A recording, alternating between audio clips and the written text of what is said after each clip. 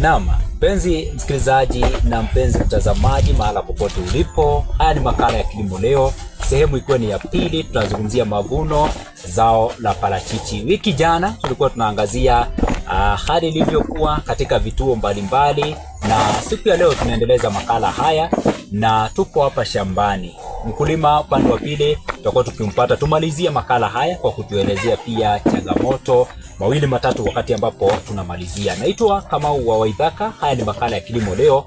Hii ni Wingu Radio, pia kwenye Wingu Radio nazungumzia YouTube channel mahala ambapo unaweza tupata. Kwa hivyo kabla ya kuzungumza na mkulima tuweze kumalizia sehemu yetu ya pili, kando yangu yupo hapa mdau mkubwa sana wa zao hili, kwa sababu yeye ndo amefanya tufike hapa, na kama hangepatikana siku kama ya leo tungesubiri hadi wakati ambapo ataweza kufika. Kwa hivyo atakuwa kitueleze ni nani na zaidi yote anatoka maeneo gani. Karibu sana ndugu.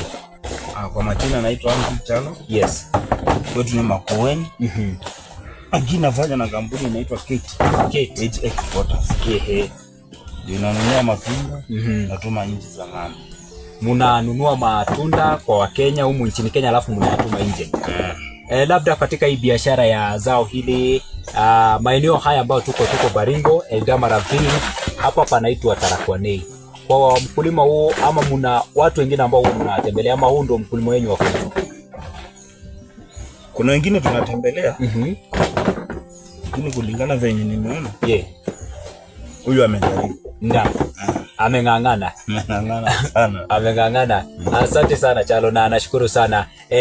Kwa sababu naona hapa unafanya kuchukua zao hili, tunda hili, na kuna lile ambao unachukua na lingine unaliacha. Labda unaweza tueleza tofauti kwa nini unafanya hivi? Hapa kuna grade 1. Hiyo ndio inaenda export. Okay. In grade 2 inaenda mafuta. Sasa grade 1 hii, na labda yule ambaye atakuja hapa uwezi weka kila aina. Utajuaje ni grade 1?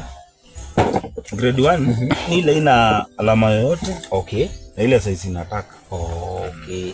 So kama hapa naona hizi hii ni grade 2. Hiyo ni size ndogo hiyo. Yeah, so umesema grade 1 inaenda export nchi za kigeni.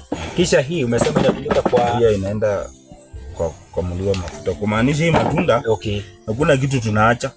Kila ile inatoshana hii. Mnaenda nayo. Yote inaenda. Kwa hivyo kwa mkulima ni faida kwamba hakuna kitu ambacho ataachwa nacho hapa. Hakuna kitu utaachwa hapa. Yeah.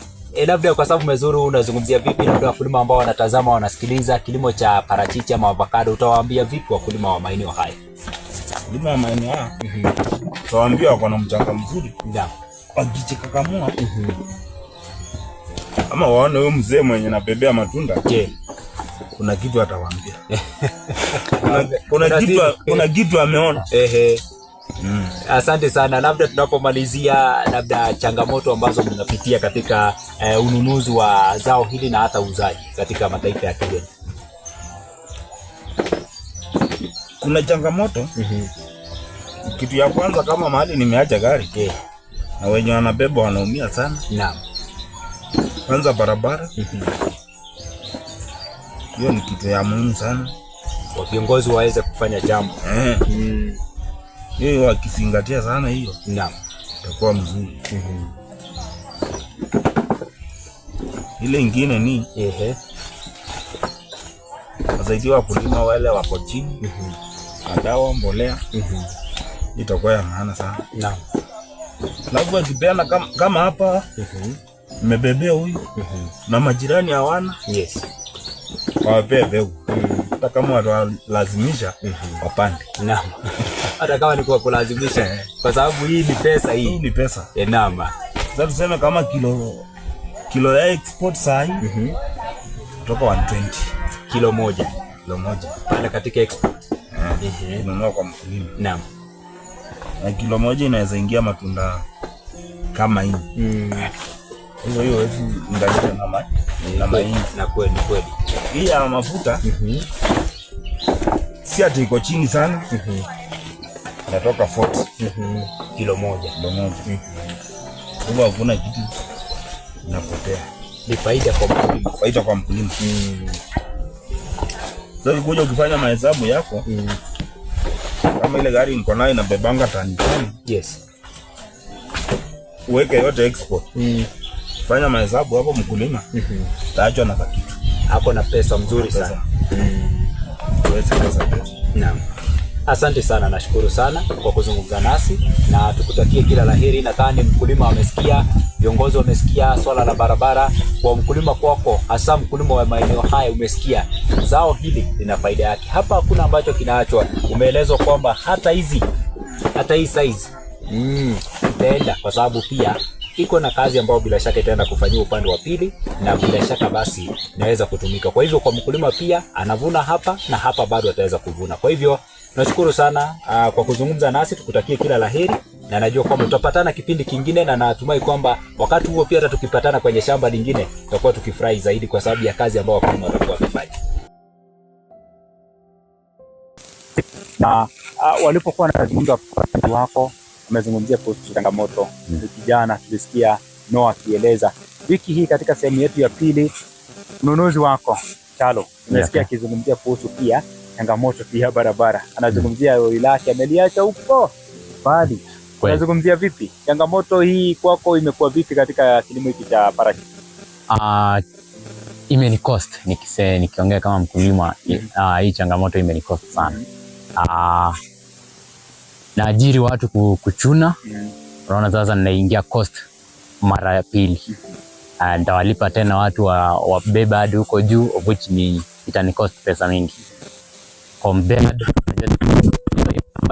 mawe mpaka hapa ni shamba, gari tu linakuja kupaka hapa, na tungekuwa tuna load lori ikiwa hapa. Mambo na wataalamu wajua sana, tunategemea mtandao. Nyinyi wenyewe serikali wangekuwa na wanaajiri at least watutumie sisi tutembee shamba, wenye wako na expense kidogo, sisi tunategemea mtandao sana. Asante sana, nashukuru sana, na tutakuwa tukielekea hivi tuone hii barabara ambayo mwenzangu anaizungumzia iko namna gani. Umesikia kwamba baada ya kuwalipa wale ambao wanatoa mmea huu zao hili, bado wanagharamika kuweza kulipa watu ambao, na umeangalia kazi ambayo iko pale.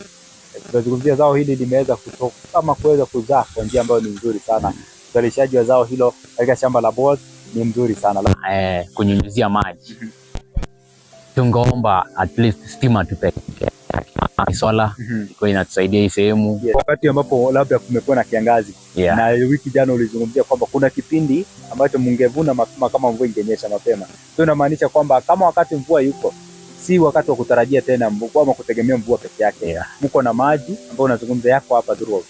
Mkiweza kupata stima. Kwa hivyo ina maana stima bado haijafika hapa. Stima haijafika hapa. Swala ambalo viongozi wanafaa kulifanya. Ninyi mnajituma shambani, pia wajitume katika maendeleo. Labda kilimo hiki haujafika mahali ukasema utakata tamaa, labda kwa changamoto hizi useme sidhani kama nitakata tamaa. Umesema utaendelea. Nasema na deep in sasa naingia vizuri. Unasema hata na hizi changamoto ndio utalima zaidi. Bali tunaelekea sasa ukulima ama agriculture sasa hii inalipa. Na mimi nakuombea sana ulime sana mpaka ikifika pahali ama viongozi watakuwa wamefanya hii nini, ukunze uanze hapo. Sema hii barabara nitatengenezea. Utengenezee watu hapa, kwa sababu ikiwa kwamba umekuwa ukiendelea hivi na changamoto hizi na bado unaendelea, mimi nakuombea sana Mungu akufanikishe. Because hata unaweza tengeneza hii barabara, watu wasaidike, na hata baadaye nani anajua, maybe watasema tusimamie pia hata sisi katika eneo. Nalima hili tu ni kwa sababu ya tumbo, tunakula pale nyumbani. Hata kwa yule kijana ambaye anakutazama kano na wakati na mimi utawaambia ningetaka niimize vijana at least wafanye farming.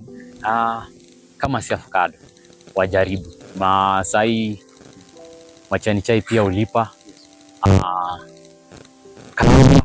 Kahawa si mbaya, though hajajaribu kama huku ni kama avocado. Unajua enzi zile tukianza kupanda avocado watu walikuwa wanasema haiwezi mea huku, haiwezi fanya huku, but ilifanya. So kahawa pia wasikia inalipa mzuri, so inafaa tufikiria hapo pia. Ufikirie mazao ambayo yanaleta faida, yanaleta pesa. I think ukulima ni kama biashara. Wanasema ni kurisk.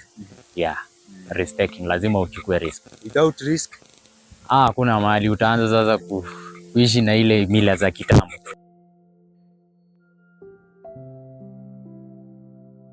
at least kama wanaweza kusaidia wakulima na mbegu kama ya parachichi for free, kama ni chai wapeani for free, and mambo na kama viazi pia. Ukitazama hata mimi mwenyewe na ng'ombe, lakini naweza sema breed ya ng'ombe si ile nasema ya kisasa ambayo itakupatia labda ya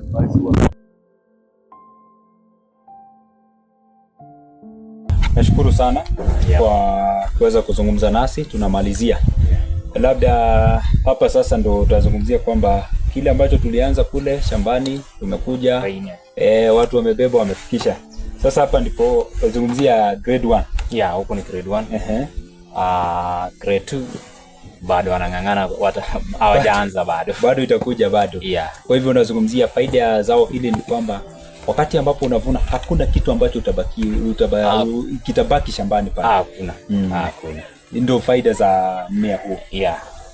Sokoni kwa sasa hivi kilo it's around 120 per kilo. So ukishika I think this one grade 1 hivi hiyo ushajaza kilo moja. Hata mnunuzi pia alitueleza 4 zinajaza kilo moja. Na akakuwa kuzungumza akasema grade 1 hiyo ni 120 shillings per kilo. What about grade 2? Unapimiwaje? Grade 2 kidogo bei iko mbofu, shilingi 40 kwa kilo. Najua kwamba labda wanaweza kuangazia swala hilo kwa sababu umezungumzia kuhusu sekta ya kilimo, waweze kuangazia. Na nashukuru sana. Wakati ambapo tunamalizia, sisi ni kuweza kuwashukuru, na haya ndio matunda ya kusubiri, matunda ya kurisk. Sasa hivi nazungumzia gari limekuja hadi kufika hapa. Umeona kule ndani washaeka. Ni kama zitabaki, lakini tutaona vile hauko umesema ulikuwa umetueleza katika sehemu ya kwanza kwamba hauko unatarajia mwaka huu unasema kwamba angalau kuliko mwaka jana. Na tukiangalia gari tunaona kwamba huenda hata ikose mwaka jana. Unajua ni kampuni wenyewe walikuwa hapa, sasa wameleta gari wakifikiria itakuwa kama ya mwaka jana, lakini sasa unasema kwamba huenda zingine hata zikasalia kule, zitasalia, alafu baadaye labda atakuja kuzichukua. Kwa hivyo mimi nakushukuru sana na nikutakia kila laheri. Si mwisho wetu wa kukuja hapa, tutazidi, na wakati ambapo tukitaka tuangazie swala lolote tutaweza kuja na kuangazia hayo yote. Ujumbe nadhani umeshafika. Kwa hivyo kwangu nakushukuru sana na niseme asante sana. Shukrani. Asante sana, shukrani. Karibu. Alama. Mkulima, umeweza kupata ufahamu. Ni makala ya Kilimo Leo, na huwa nakwambia kwamba tunapoingia yanaporindima tarajia kunufaika. Umesikia kutoka shambani, tumekuja vizuri, tumemalizia hapa na unaangalia zao hili ambavyo mwenzangu amesema kwamba mwaka huu limekuwa la manufaa zaidi na limeweza kuzaa tele. Mimi naitwa Kamau wa Waithaka. Makala ni ya Kilimo Leo, Wingu Radio YouTube na Wingu Radio 94.8 FM. Sisi tutakuwa tukihitimishia hapo, panapo majaliwa yake Mwenyezi Mungu. Wiki ijayo tutaweza kupatana tena kwenye makala ya Kilimo Leo, tukiweza kuangazia pia mkulima mwingine na pia tukiangazia zao. Kwa hivyo kufikia hapo, kwa heri kwa sasa.